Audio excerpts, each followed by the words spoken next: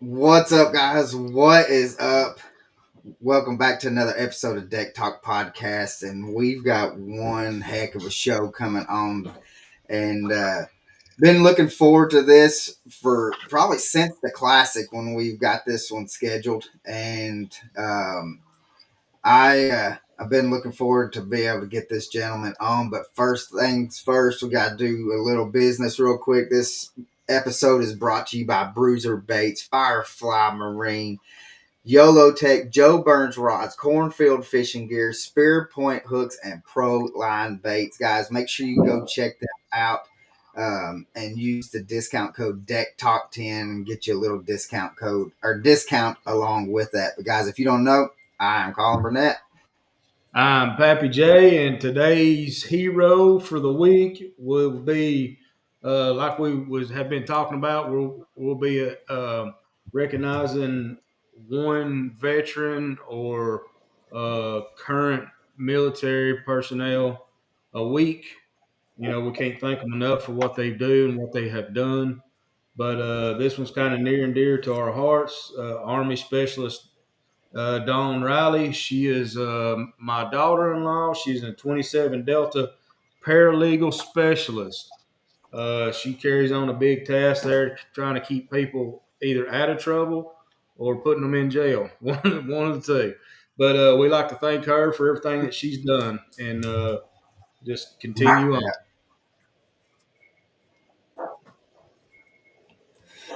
All right, now, guys, Pappy, we appreciate that, man. Ever since you told me that you wanted to do that, that really means a lot to us about being able to thank our veterans.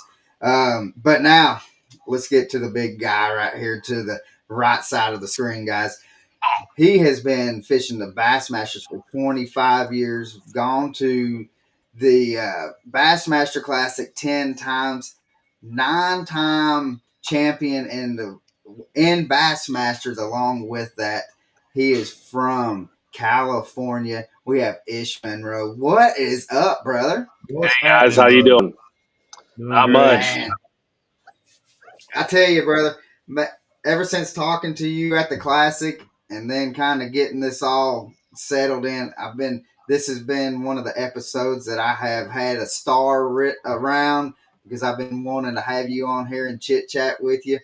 And because, we got to have the Frog Master on the podcast and be able to talk some frogging. Heck yeah, for sure. So, first question though, what is the main difference? You grew up being out in California and fishing the West Coast. What is the biggest difference that you have seen from going from West Coast to East Coast?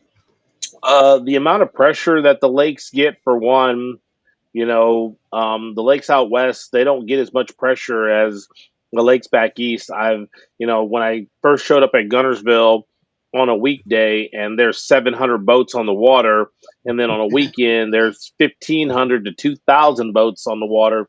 That's insane to me. You go to a Yeah. lot of those Texas lakes and they have tournaments with 500 to 700 boats in it. I've just never seen anything like that. Growing out west, for us, 100 boat field was a big field to have for boat Right. count, and it's just kind of weird to see how fish related to how shallow they would be, the amount of fish. I mean, you go to Guntersville, and once again, there's 700 boats out there, and everybody's catching them. Yeah. The lakes out here, you get 50 boats on them, and 10 guys are catching them. Right. Now, I know like in the West Coast though, like that's pretty much like where the glide baits and stuff kind of came from the West Coast and moved to the East Coast, and pretty much everybody around here, we live in the Chattanooga area, and so we've got Chickamauga, Nickajack, and Guntersville right in our back door. And it seems like everybody that you see has at least one big glide bait on the deck of their boat somewhere. And so, did you ever get into throwing them big glide baits? Oh, I'm a guide bait freak. I love the S Waver 200. I also love the clutch darter. That's another one of my favorite glides.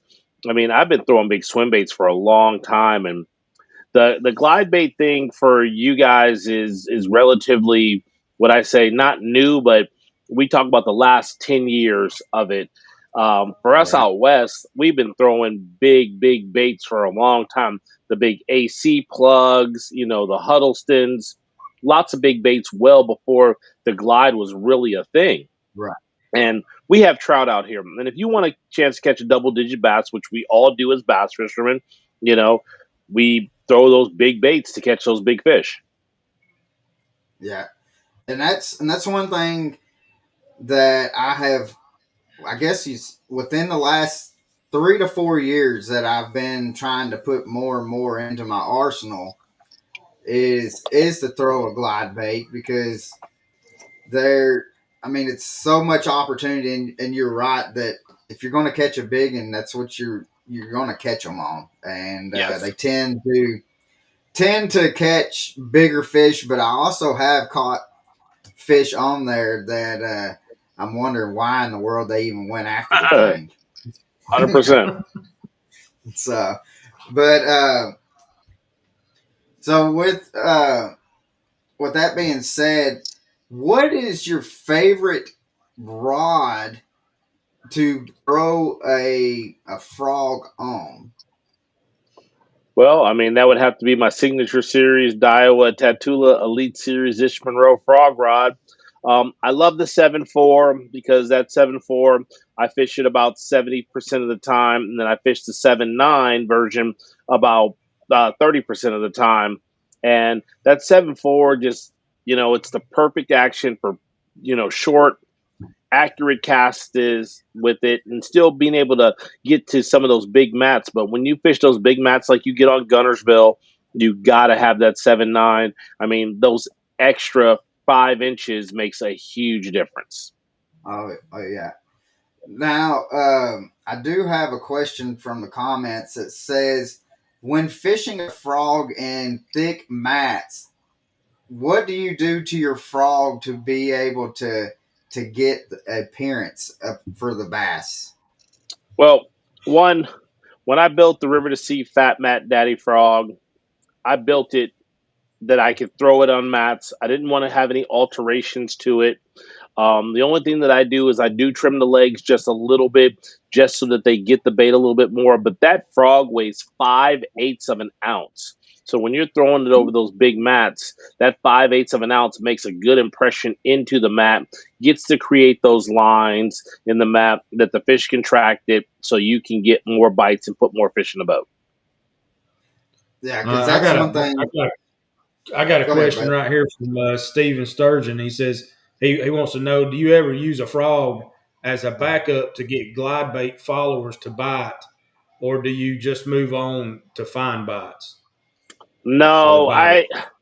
it's the glide bait and the frog are two totally different baits. When a bass is kind of like people, and when you want a steak, you want a steak. When you want chicken, you want chicken. When you want fish, you want Right. fish. And so you start taking that glide bait and you get that follower and you want to try to throw a frog over the top of their head, they're probably not going to react to it. The key is taking that glide bait and figuring out what it takes to get those bass to strike. It's kind of like almost like a cat and mouse game. Is all of a sudden you make that twitch to the left hard or twitch to the right hard, or you stop it and then you burn it away from them. That sometimes triggers those fish that follow it into biting, and you have to figure out what that trigger is. Awesome, Yeah. thank you. Now, is it when you're throwing a big glide bait? Is it more of less as the real cadence, or is it more as a rod movement? Me, it's both. It's a combination of both. Sometimes it's the rod movement where you jerk it left to right, kind of like you do a fluke, or sometimes they just want that steady whine, and you reel it by a shadow, and he comes up out of the shadow and he just trounces it. Right. Yeah, and to me, like I love throwing them around like dock pylons, and then like around the dams and stuff like that.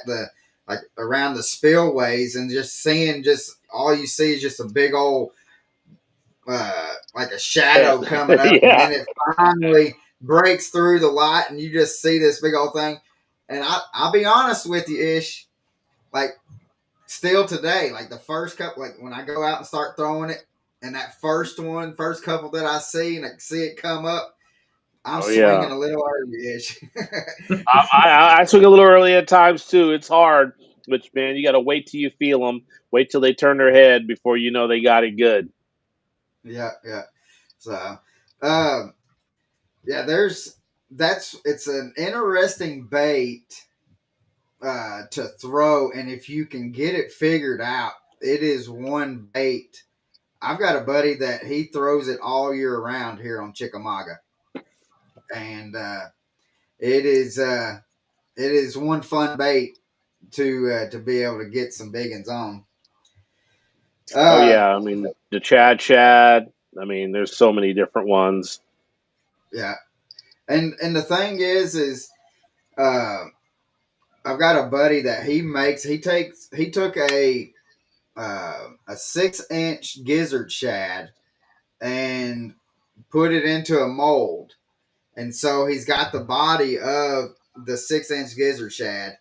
That's And awesome. so, and he pours, like he hand pours all this, and it's doubled, it's just one joint. And I don't have one right here with me, but he has it to where it's got like an Allen wrench. You take an Allen wrench and you can screw it down to be able to tighten it up to where if you want a tighter swim, or if you want it to be able to Wow, swing out wide and stuff, man. Oh, it's I nice. had That's I that's had pretty. That's pretty cool. I'd like to see that bait for sure. yeah. Well, yeah.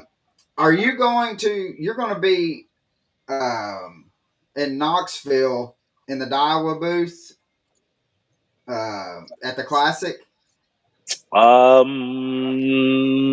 Not sure.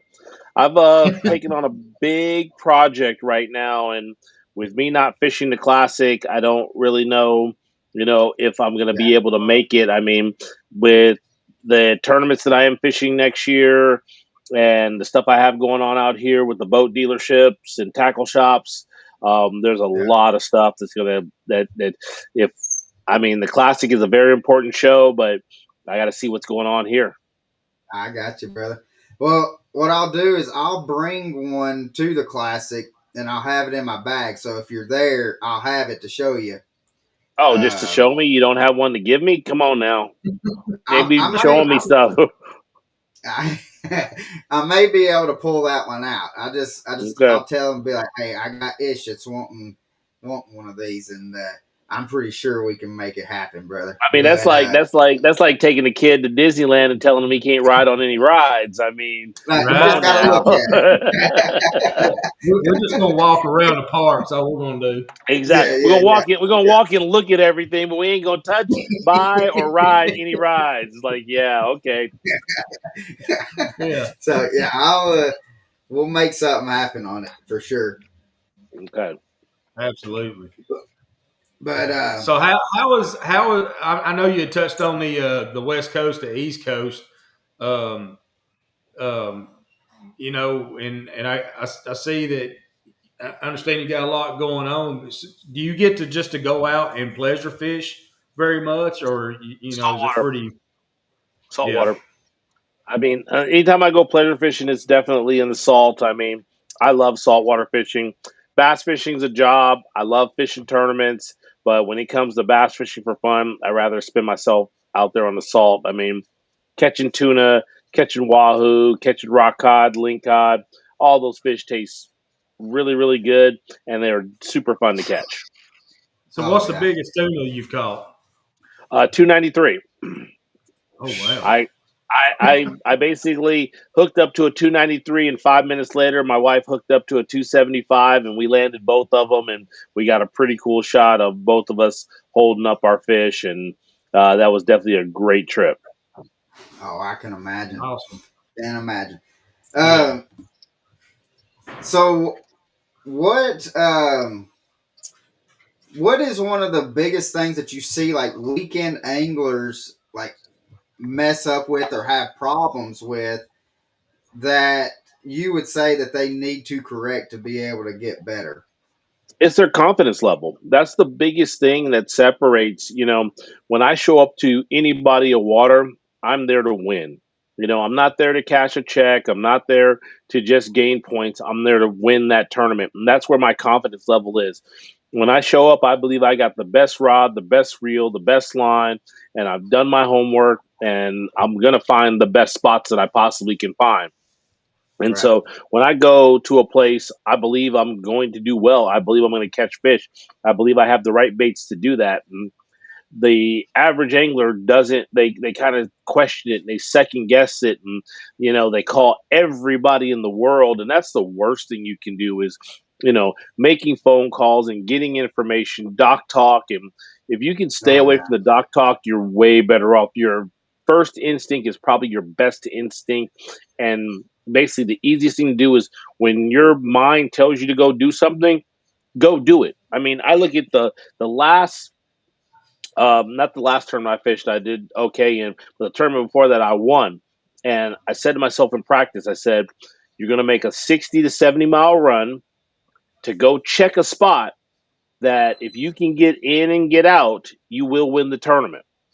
And I went and checked it, and the tide was just right for me to slide in there and get 4 hours of fishing time and slide out of there and end up winning the tournament. And I think I won by like 5 or 6 pounds. Oh wow, Wow. that's good. Now, is that the main thing with tidal fisheries that you have to worry about? Is just the water dropping like that? No, it's how to fish position on each tide. I have high tide spots.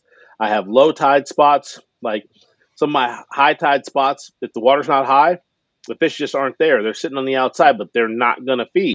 Same thing with low tide spots. When the water's high, Right. they won't feed or I can't get to them. But when it gets just right, that tide sets in, boom, it's game on.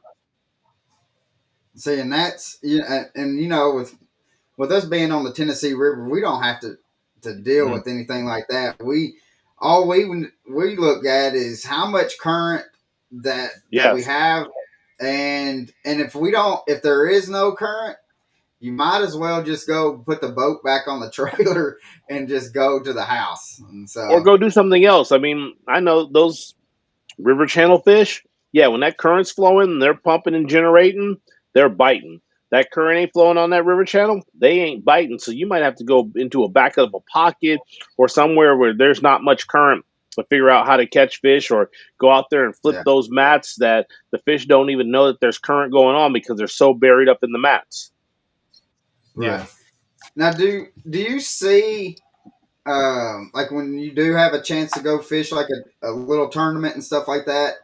One thing that I have noticed, to kind of go back on the question that I asked you, is that I've seen where anglers try to come and try to fish a different technique that they probably never even fished before, and try to learn that during a tournament when that's not the opportunity to learn a technique. Have you seen that? No.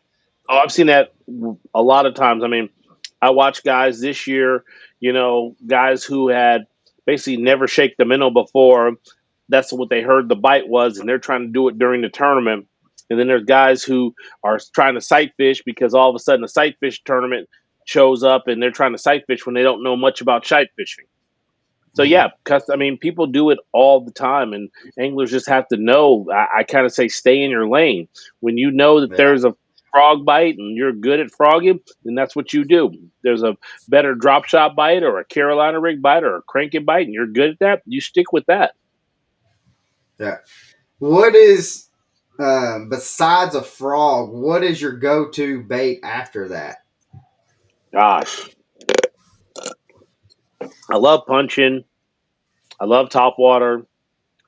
Um, I love a spinner bait. I mean, gosh, an old school spinner bait, day in and day You can't out. beat that. A spinner bait, you Yeah. can't beat a spinner bait. No, No. not at all. Not at all. Yeah. And And the it's and thing it's and is, it's a lost art. I can't tell you the last tournament I watched on TV where the guy actually picked up a spinner bait and caught him on it because they just don't throw it anymore. no, everybody's throwing a chatterbait now. Everybody. Yeah. And so, Yeah. but and that's one thing because old Pappy here is he loves a spinner bait. I've never Oh seen yeah. somebody besides old Jimmy Houston. I've never seen somebody want to throw a spinner bait more than what he has. I love them. But I mean, you are right. It's a lost art, buddy. I mean, Yeah. and you can do just about anything with a spinner bait. If Yes. if you got the knowledge of it, you can do just about anything with a spinner bait that you could possibly do with Hey, just ask Jason Christie. He'll tell you. He yeah, still yeah. does it. I mean, he still catches a ton on a spinnerbait. I mean, a spinnerbait to me is probably still the most versatile bait out there. You can Hmm. wake it, you can wind it in the middle of the column, you can crawl it on the bottom, and you can catch fish all different ways with it. Yeah, yeah, absolutely. and Absolutely. and to me, I mean, if you're throwing a chatterbait, anywhere you throw a chatterbait, you can throw a spinnerbait. 100%. Anywhere you Mhm. throw a square bill, you can throw a spinnerbait. Anywhere you Yeah. throw a plastic worm, you can throw a spinnerbait. Anywhere you throw a zero spook, you can throw a spinnerbait. Yeah. Yeah. Now, do you throw like any blade baits? A little bit, but that's a cold water thing for us out here on the west. There's just for us the blade bait when they're eating that bait. There's other baits for us to throw. Right. So yeah, because I know like um here, like I'll that's one of my besides a Texas rig, I'll keep a blade bait tied on, and I'll throw a blade bait all year round, and but and I don't I get people ask me like, man, it's 95 degrees outside. What are you doing? The water temp is pushing 90. What are you doing? And I'm like, I catch fish all year with them. So, Yep. uh, So changing gears for just a second, and kind of pick your brain a minute. If when you go up to a new body of water, at a tournament location, what are some of your key factors that you look for to dial in on a productive fishing spot? I tell people the best way to do that is you find the most favorite thing you love to throw and the best technique that you're the best at. So anytime I show up to a lake and there's grass and I can throw a frog or I can punch, that's what I'm going to try to do. That's what I'm looking for. If there's not that, then it's the next thing that I love to do. And that's once again back to throwing a spinnerbait or a chatterbait or a square bill crankbait or a topwater. And then I go look for that. And last but not least, then you have to resort. You can never go wrong with a Texas rig or a drop shot on any lake in the country. Yeah, uh, no, I totally agree. now when you're throwing a Texas rig, what color do you go to? Black, straight black, Really? Yeah. straight Well, black. I done I can throw a black plastic worm anywhere in the country and catch a bass on it. roll asked him about the what color does he like, and he says at nighttime he said any color black does great. And so and then he Any said color black. in daytime he says green pumpkin. So Yeah, you can't really go wrong with green pumpkin. I mean, dirty water, clean water, but black to me. I mean, I grew up throwing a black gator tail worm, and I have always been able to catch fish on it everywhere I go. oh heck yeah. So what is it like to be what? Because you've been what with bass for what 27 years, something like that. Fished And bass for a while, then I fished MLF, and now I'm back fishing bass again, and I'm also enjoying fishing at home. I really love to fish tournaments, scheduling permitting. I can fish both again. We've got the BAM Trail out here that's awesome. We have what they call the Super 60, and it's right, $50,000 first place against 60 guys. We have man. Juan Bass out here that gives away a boat, and the U.S. Open, and then Bass has a great circuit in the opens, and trying to get back to the elites, and it's a long, hard roll Yeah. but I'll get back there. I would have Yeah, been you back will. there. I would have been back there the first year if it wasn't for forward facing sonar, but I'm getting better at it. Active Target 2, they've come a long ways. We've got a new 25.1 software update for Lowrance, That and update, that was oh, that update done wonders. yes, it changes the game again, and so now you're able to see out further and dial in your active target a whole lot better. So I'm definitely going to be honed in on that. Just got to see. Hopefully, unlike this year, we get to fish 2 days of an event versus. Man, we had a real hard roll in the opens this year and missed a lot of days of fishing. Right. But what's your Now, what's your what's your thoughts on the forward facing sonar? I'm not against it. I'm not 100% for it. Um, Bass made an announcement today that they're going to flip a coin and half with and half without.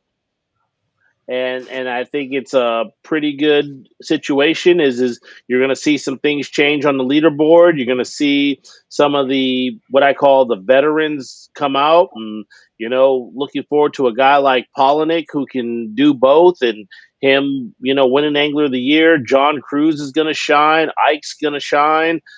Guys like that who can just catch them.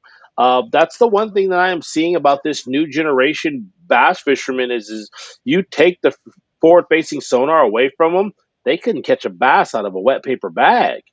You know, I mean, and they'll tell you too. Yeah, But yeah, when you give them, active target and other forward facing sonar, those guys are amazing fishermen. But to me, yeah, I still love the fact of not seeing the fish come and eat the bait and the anticipation and figuring out that I need more than just two spinning rods on my deck to catch them. exactly. And I mean, because there's nothing like just group of guys going out there and just doing a smash fest, just old school. You know, Hmm. I'm going to my places. You go to your places, and we'll just bring in the biggest bag that we can.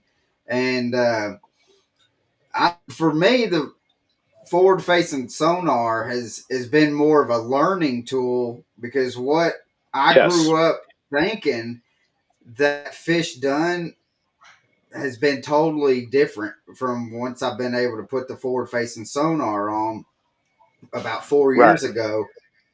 I have learned so much from it. I'm still waiting ish. I mean, people tell me that it's a cheating box, but I still haven't put uh, that sonar down in the water. The fish still hadn't jumped in the boat yet. I'm still waiting though. Yeah, but it's definitely an easier learning curve because I mean, like active target, you can see the water column that the fish are sitting in.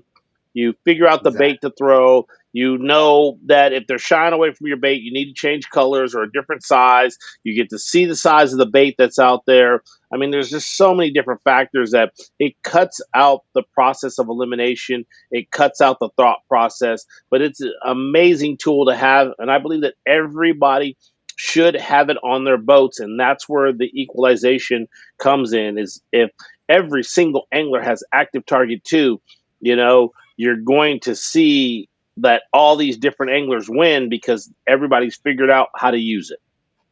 Yeah. And but the thing, like, kind of like what you was talking about, like these younger kids that's coming up through high school and college and stuff. I mean, they're heck of an angler, but um, all they've grown up is with the forward facing sonar. I Yeah, guarantee you go to them and say, "Hey, I need you to triangulate this little point for me." They couldn't do it. They could 100%. not do anything. And Or why um, was that fish underneath the mat? Or why did that fish eat that frog? Or, hey, why did you throw a white spinnerbait over a chartreuse spinnerbait or Colorado blades over Indiana blades? Like, they have right, no concept of why those things are. They have their jig head minnow. They have their little wacky rig finesse worm. They're throwing it on 6 and 8 pound tests. I actually had this kid tell me that he qualified for a like championship at lacrosse and didn't want to go because he knew he was going to have to go throw braid and a frog to have a chance. And I'm just like, and what's not fun? What's not fun about that? He goes, I love Exactly. spinning. I love spinning rods. I love light line, 6 pound, 8 pound tests. And I'm just sitting there looking at him like, just go sit back, eat your chicken tenders. Your mom will give you your participation trophy, and don't come out where the real men are because you're gonna get beat up.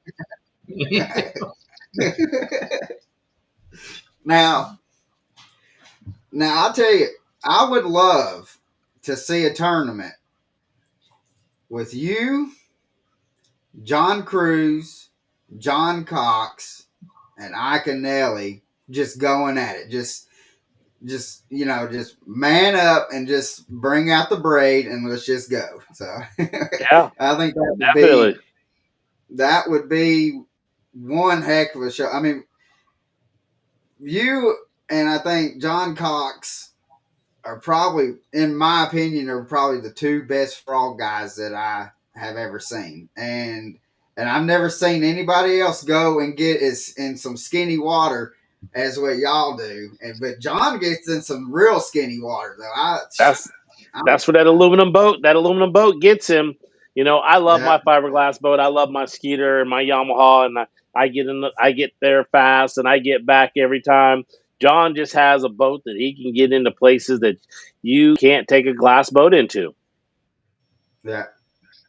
And but that would just, I mean, to me, I mean, I don't know. There's got to be millions of people that would be just want to go see that slugfest. Just that Oh, because there's nothing like a top water blow up on a frog or just a top oh, water blow up in general. But I mean, that would be awesome. And the thing is, Pappy, you have the guys that smile the most with John Cox and Ish. It's all the time. It's all it's just smile. Oh yeah, yeah, So, absolutely. um, what has been biggest thing that you have learned from when in tournament fish or fishing professionally?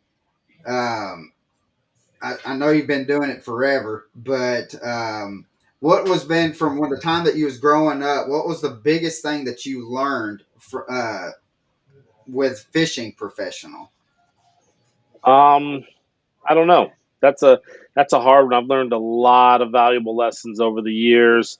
You know, I've had the opportunities to have dinner and go to some of the greats. You know, I've been to Kevin Van Dam's house and had barbecue and a beer with him. You know, I've had dinner with Denny Brower, Larry Nixon. Just sat down and talked with him. But I also grew up around some of the other greats that a lot of people don't know about, like D. Thomas. You know, D. Thomas, the father of flipping. D is the one who got me into flipping with a flipping stick. You know, people fail to realize that Dave Glebe, who's another West Coast angler, that dude won like 47 boats and a Cadillac. And he actually won 3 Bassmaster tournaments in the 70s. And these are the guys, you know, Dave, there's a pretty cool story. And if you could ever, I got Dave to tell his side of it and Roland to tell his side of it. And pretty much what it broke down to was Dave Glebe taught Roland Martin how to flip. And Roland Martin won 9 Angler of the Years because of it. And it's a pretty awesome story. And, you know, this is the stuff that I grew up on with bass fishing. What I see now is kind of disappointing and disheartening is there's this mentality of whatever it takes to win, whether it's lying, cheating, or stealing. We've had more disqualifications in the past 3 years than we've had in the past 30 years. Now, Yeah, granted that, you know, things are different now. We have social media, we have cameras, we have a lot more things that are out there and going. But I'll tell you this is you shamed yourself back in the day when you basically cheated in a tournament. And if you got yeah, disqualified, you pretty much ran yourself out of the industry. And now these guys are getting disqualified not once, but twice in a year. To me, I think you get disqualified the first time, we slap you on the wrist. Second time disqualified, we're cutting off your hand, and the third time you're disqualified, you're out of the league. And Yeah. and that's pretty much what it boils down to is I don't ever feel like I need to cheat in this sport, and so I just, like I said, I just grew up in a time and era where there was a lot more integrity, and it really meant something to win a tournament without getting information, without breaking any rules or bending rules, and it was just the cool thing to do was bass Yeah. fish.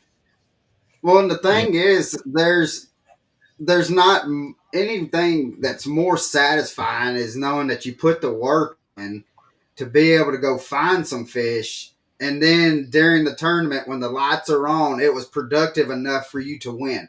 To me, that was more satisfying than anything else. And because, I mean, if you cheat, then in the back of your mind, you're like, well, I couldn't beat so and so because I had to go and cheat to be able to go get a 5-pounder or whatever to be able to win. Right.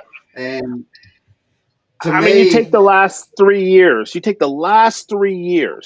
and you just multiply that 9 times 3, which is 27.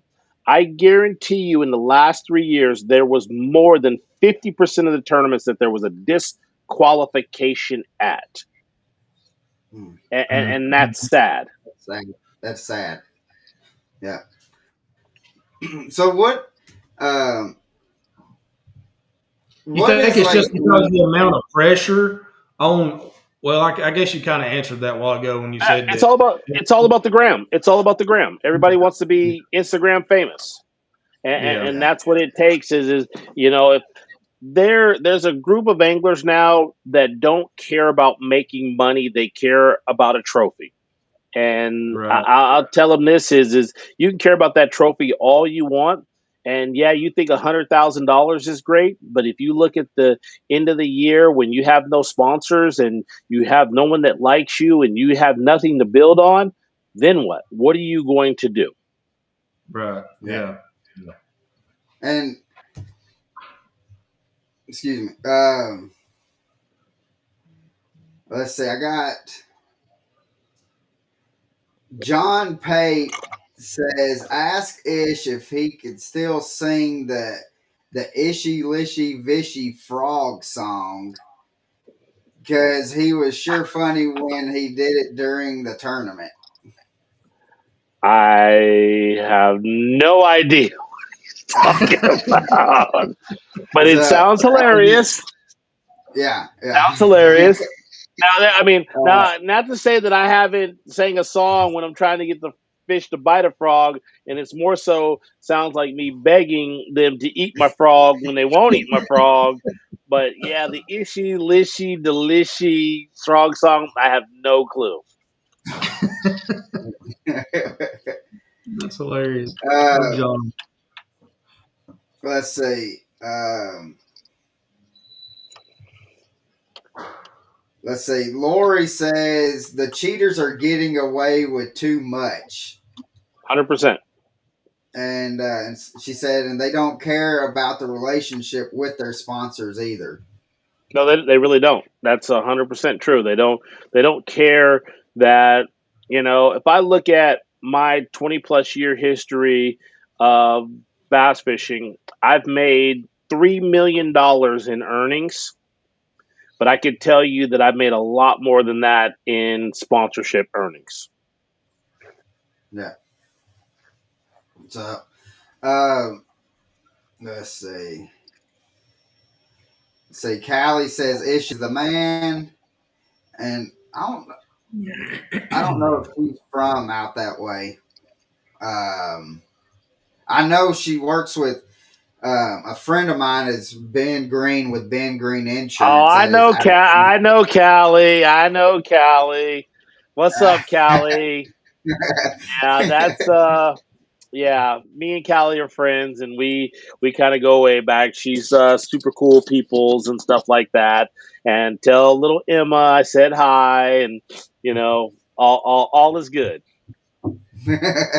so, And Ben's an amazing insurance agent for all you folks out there. Ben Green, you need insurance for boats, you need insurance for your house, you need any kind of insurance. Ben Green is the man to see out there in that area for getting insurance. And yeah, Ben's a really good dude.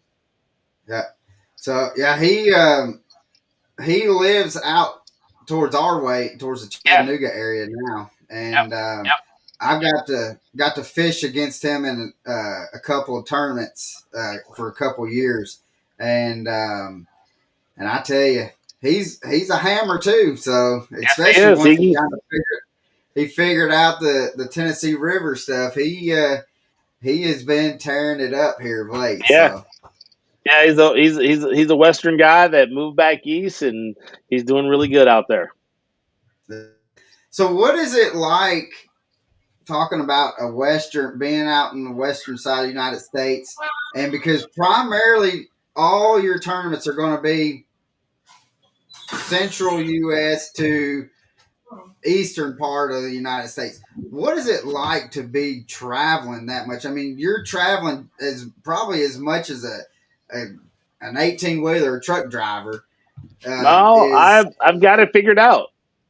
So I'll fish. Let's just say I fish 8 bass events, which is 2 opens divisions. I have a driver who drives my rig out there, and I fly back and forth. I Oh, run nice. I run 2 rigs, 2 separate sets of tackle for fishing out west. I fish out west and I fish back east, but I fly into events, and if I've got more than a 12-hour drive to a place, that's where the driver comes into play, and you let the driver roll. And this is a business for me, and Yeah, I've set up all the tools to be able to maximize my exposure on tour, to being able to fish East Coast and West Coast, and being able to make money in this business. And if more guys treated this like a business, they'd be a lot more profitable. yeah, and I totally That's pretty smart. totally agree with it. I mean, because in the long run, I mean, that's what you're out there to do. I mean, yeah, you enjoy catching fish, but um, how you do in tournaments is what's going to determine what's going to be put on that table at the house. So, 100%. uh, 100%. and and I've noticed like the younger generation and kids that's coming up, all they really want is to have sponsors to be able to get free product, and it's not about that. I tell people all the time that when uh, kids come up or their parents come and was wanting to talk about sponsorship and stuff, I was like, it's when you talk to somebody about sponsorship, it's not about what they can do for you. You It's a have to business answer the relationship. question what you can do for them, Right. Business. uh, and so and that's one thing that I have noticed, especially over the past 8 to 10 years. That's what it's more kind of leaned to is everybody wants to be YouTube famous or Instagram Yeah. famous and be able to get that free product. But it's not about. I mean, if you're getting free product 1 year, but then you're not doing anything to sell that product, then what? Why are they going to stay with you? Yeah. Well, It's not a you mutual. are the the pros are the products of Yeah, the sponsors as well. Yeah. The pros are yeah, the product, they're the ambassadors, they're everything to these companies. I mean, if you're not going to be beneficial to that company, the company has no reason to sponsor you. It's great. Exactly. You're going to have those exceptions of your buddies who want to sponsor you just because they think it's cool. But the majority of these companies out there, they want a return on their investment. They're not yeah, sponsoring anglers just because you fish, they're sponsoring you because they feel like you're going to be able to sell product. yeah. So I got So a question for Robert Dunphy Jr. It's pretty good. He says, "What's your opinion on a bank angler who fishes all over the country using different techniques for multiple species? Do you think that they could compete in tournaments?" Honestly, I think they could. You know, I fish all over the world for different species, and I can tell you, being a well versed angler has helped me catch all different species. So, a guy who can use different techniques from the bank and catch fish consistently and fish for different types of fish, he can fish for a bass. Because yeah, there's the one thing I can tell you about a bass is there is no consistency. Yeah. There's none. They 1 year they're eating this, the next year they're eating that. 1 year they're in the grass, the next year they're not in the grass. And you're just like, why are they not in the grass? Gunnersville is not the same frog lake that it used to be. Chick's not the same big fish lake that it used to be because it changes due to weather conditions, due to pressure, due to innovations in techniques. Once again, has anyone ever thought that you could go out, run down to the middle of the lake anywhere without a GPS coordinate, take your trolling motor, drop it in the water, take your active target, and start scanning around and start catching bass over 40 feet of water that are suspended in 12? Mm. You never would have thought that. No, No. didn't even think that they was even there for one. Right.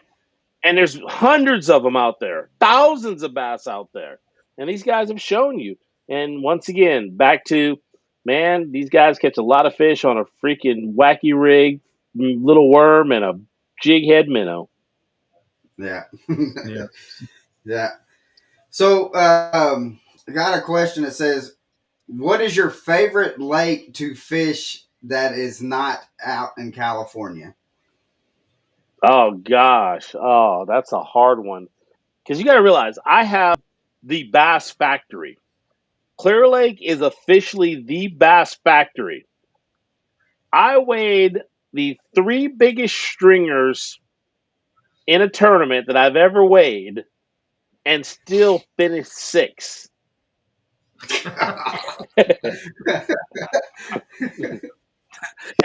And so when you say, oh, the best lake, Thousand Islands is amazing. St. Clair is amazing. Mississippi River is amazing. Okeechobee used to be amazing. Yeah. But I guess I have to say Thousand Islands would be my favorite place to fish because, you can go catch a 20-pound bag of smallmouth, you can go catch a 20-pound bag of largemouth, and you can do it within a 5-minute run of each other. That's crazy. So, would you prefer to have a river system or a highland reservoir? I'll take a river system any day of the week. I love the current eddies. I love being able to break down the water. I love the fact that most likely you're going to have grass in that river system versus highland reservoirs, usually deep, clear, lots of finesse techniques, and I'd almost rather go to the dentist than throw a drop shot. I hear you on that. I hear you. So do I.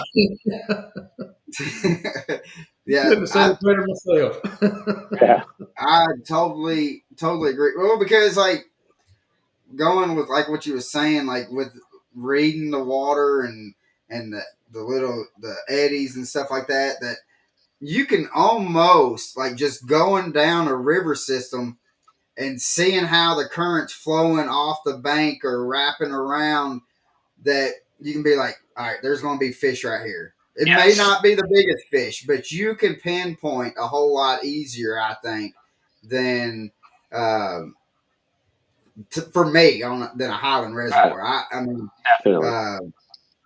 to me, if I go to a highland, like let's say if I go to Lanier, I might as well just try to go out there and just jump in the water and swim and catch the fish than Yeah, actually so now going you're out throwing the river. spotted bass in the mix. Them spots are even spots are those people that, they run marathons, they drink lots of Red Bull, they eat basically celery sticks and carrot sticks. I'd rather be the largemouth guy who wants a steak and a baked potato, who wants to sit on the couch and watch John Wick. That's the kind of fish that I'm fishing for. That's my kind of fish. I'm telling you. Yeah. We what question was, what has been your biggest bag you've ever weighed in? 35 pounds, 12 ounces is the biggest bag I've ever weighed in. I weighed 40 pounds and it's 41 pounds and an ounce is the biggest bag I've ever caught. That's massive. Yeah. I couldn't imagine. We and what lake was that on? Clear Clear Lake? Yeah, that was clear. That was Clear Lake that I weighed the 41 pounds on. The biggest bag in the tournament was at Lake Amistad, when everything just went right, and I ended up basically winning that tournament. Oh, So okay. Ish, Um, if you out of all the old timers that you have talked to and picked their brains and that they've gave you valuable information, what is the one that has really stuck out to you and still to this day sticks out to you the most? Um, so there was a time in my life where I just needed Phoenix, Arizona, to hang out. And John Murray is a guy who probably won $1 million before Larry Nixon won $1 million in bass fishing. John won everything, and actually, John lives in Tennessee now, and he lives on Watts Bar. And it's the one thing he told me was just go fishing. You know, everything else is going to be what it's going to be, but just go fishing and enjoy yourself out there when you're fishing. And that's stuck out to me. And we're talking this information, he gave me this 20 plus years ago. Right. And that's always been one of those things where I just, everything's going bad, everything's going wrong. Sit down and be like, dude, just go fishing. And you just go Yeah, fishing and it works out. that's awesome. Yeah.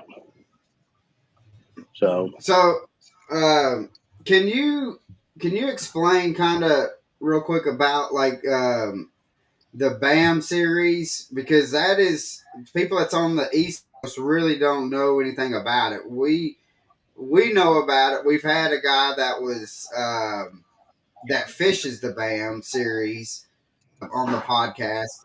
But can you explain what the BAM series is?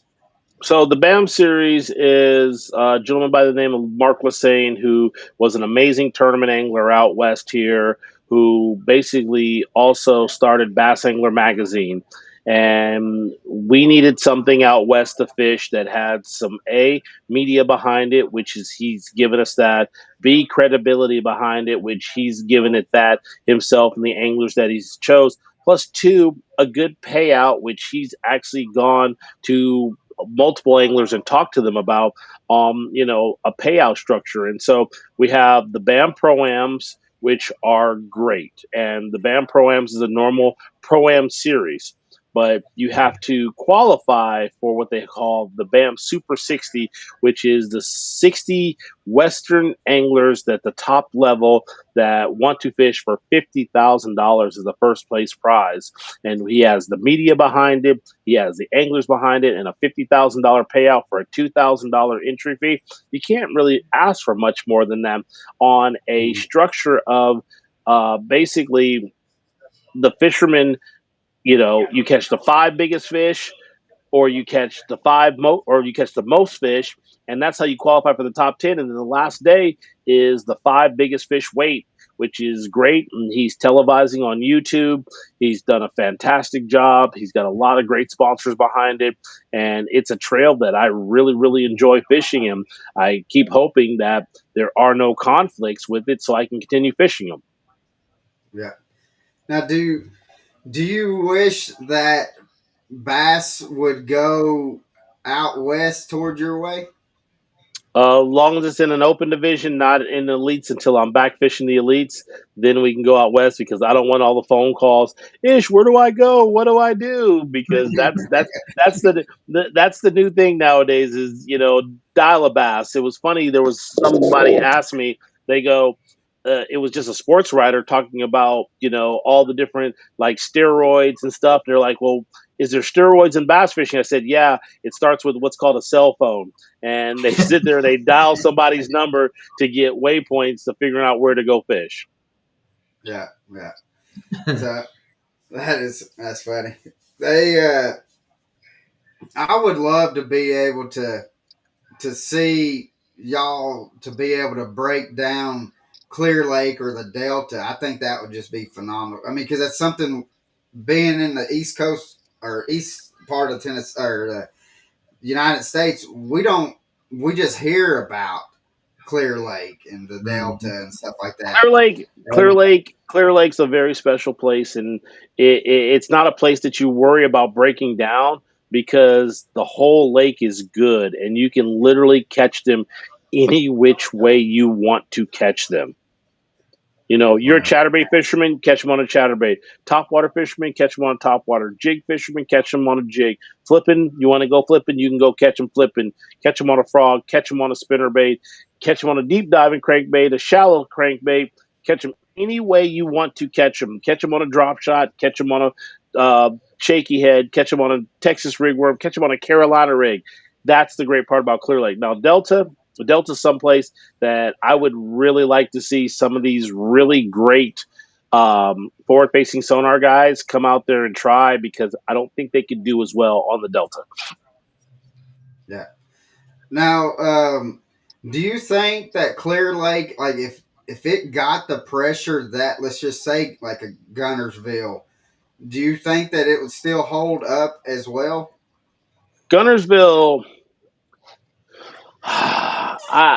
if it got that kind of pressure, it depends on the part of the country. So the one thing that makes Clear Lake and a lot of the western lakes great is that they don't eat bass here in the state of California. We have too Right. many other fish to eat. We have too many saltwater fish to eat. So guys go fishing, you know, they're going bass fishing for fun. So it's pretty much all catch and release.